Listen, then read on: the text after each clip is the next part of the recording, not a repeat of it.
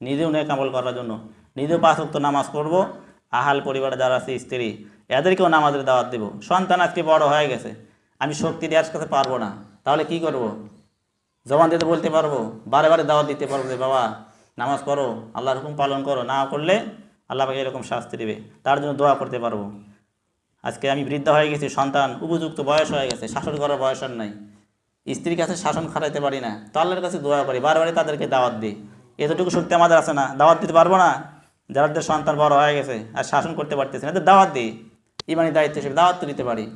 কিন্তু দেখা যায় যে না, মানুষকে হেদায়েত করার জন্য আমরা খুব পটু, অন্যকে দাওয়াত দিতে পারি, অন্যর বাড়ি বাড়ি খুব দাওয়াত দিই, বছর বছরে চিল্লায়, বছর বছরে সাল, হ্যাঁ গাছ তো টাছ তো সব পাপ কাছে লাগে, কিন্তু সন্তানকে দাওয়াত দিতে পারি না। আছে না এরকম? অধিকাংশই আছে, আপনি খোঁজ নিয়ে দেখেন, পাক্কা নামাজি কিন্তু সংসারের ব্যাপারে সে উদাসীন। এই জন্য আমি যদি আমার দায়িত্ব